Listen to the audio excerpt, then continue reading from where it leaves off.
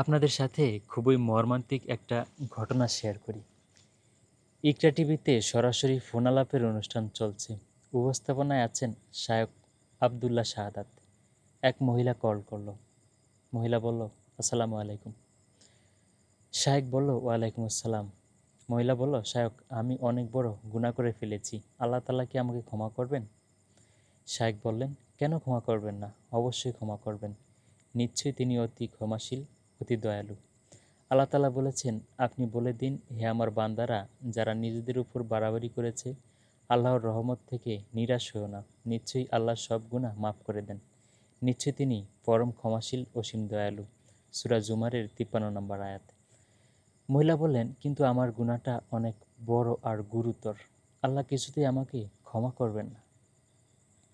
শায়েখ বললেন, না বোন, আপনি এমনটা ভাববেন না। আল্লাহ তাআলা বলেছেন, নিশ্চয়ই আল্লাহ তার সাথে শিরক করাকে ক্ষমা করেন না। এছাড়া আর সব পাপ তিনি যাকে ইচ্ছা ক্ষমা করে দেন।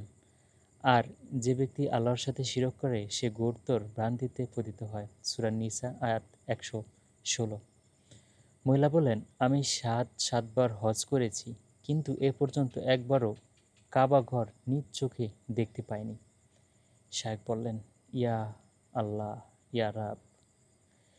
মহিলা, আমি হেরেমে প্রবেশ করার পর তাওয়াফকারীকে দেখি, কিন্তু কাবাঘর দেখতে পাই না। এমনকি একজন আমার হাত ধরে কাবা শরীফ ছুঁয়ে দেখেছিল। আমি হাত দিয়ে কাবা ধরতে পেরেছি, কিন্তু কাবা আমার সামনে অদৃশ্য হয়ে যায়। কাবা আমার সামনে দৃশ্যমান হয়নি। শায়ক, তাহলে তো দেখা যাচ্ছে আপনার পাপটা সত্যি গুরুতর। বলুন তো, কি এমন পাপ করেছেন? নিশ্চিত হয়ে বলুন, যাতে আমার বুঝতে সুবিধা হয়। মহিলা, আমি অশ্লীল কাজে লিপ্ত ছিলাম। বিয়ের পরও অনেকবার হয়েছে। আমি ঠিক বলতে পারছি না কোন পাপের কারণে আমার এই অবস্থা হয়েছে। শায়েখ বললেন, অসম্ভব। এটা ছাড়াও অন্য কোনো পাপ আছে। শুধু অশ্লীলতার জন্য এমনটা ঘটতে পারে না।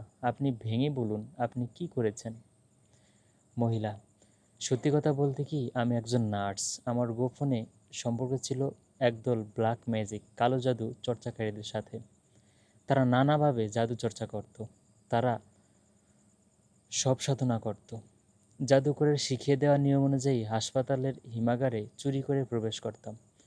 সবগুলো মুখে বিশেষ কাজ করে মুখগুলো সেলাই করে দিতাম। সবগুলোকে এই অবস্থাতেই দাফন করা হতো। এই ন্যাক্কারজনক কাজ অসংখ্যবার করেছি। শায়ক, এমন কাজ কোনো মানুষের পক্ষে সম্ভব নয়। জাদুবিদ্যা তো শির্ক। নিশ্চয়ই শির্ক বড় পাপ। সূরা লুকমান আয়াত ১৩। ২ সপ্তাহ পরে ইকরা অনুষ্ঠানে একটা ফোন আসলো। আসসালামু আলাইকুম। শায়েখ, ওয়ালাইকুম আসসালাম। হ্যালো শায়েখ, ২ সপ্তাহ আগে একজন মহিলা ফোন করেছিলেন, আমি তার সন্তান। শায়েখ, জি বাবা, চিনতে পেরেছি, বলো কী খবর? ছেলে, শায়েখ, আমার আম্মু ইন্তেকাল করেছেন। তার মৃত্যুটা স্বাভাবিকভাবে হয়েছে, কিন্তু দাফনের সময় এমন একটা ঘটনা ঘটেছে আমরা কেউ ধারণাও করতে পারিনি এমনটা কখনো ঘটতে পারে। শায়ক, কী ঘটনা?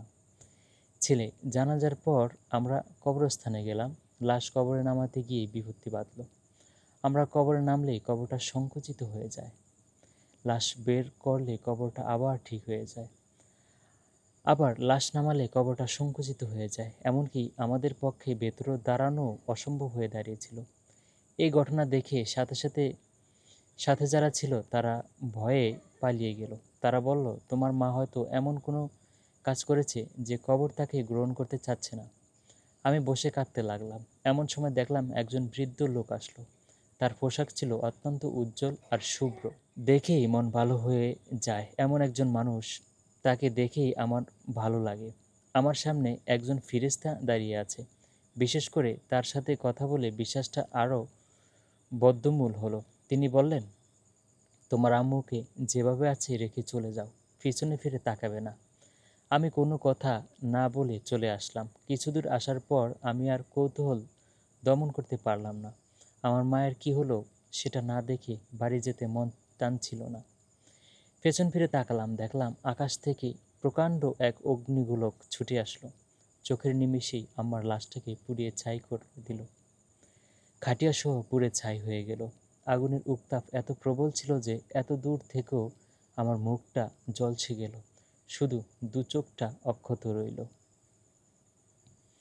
আমি চিন্তায় পড়ে গেলাম, আমার চেহারা কেন ঝলসে গেল? আল্লাহ কি আমার প্রতি নারাজ? শায়েখ, প্রিয় বৎস, সম্ভবত আল্লাহ তাআলা মায়ের পাপ থেকে তোমাকে পবিত্র করতে চেয়েছেন। তুমি তো তোমার মায়ের হারাম উপার্জনেই বড় হয়েছ। আল্লাহকে ভয় করো, তার কাছেই ক্ষমা চাও। আল্লাহ তাআলা তোমার জন্য যা দিয়েছেন তা নিয়ে সন্তুষ্ট থাকো।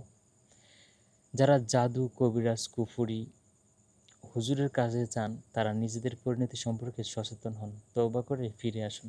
মনে রাখবেন, আল্লাহ চাইলে ছোট বড় সকল গুনাহ বা পাপ মাফ করে দিতে পারেন, কিন্তু আল্লাহ একটি পাপ কখনো মাফ করেন না, তা হচ্ছে শিরক।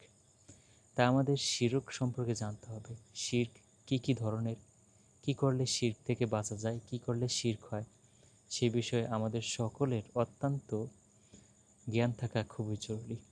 আল্লাহ আমাদের সবাইকে শিরক থেকে মুক্ত রাখার তৌফিক দেন। আমিন।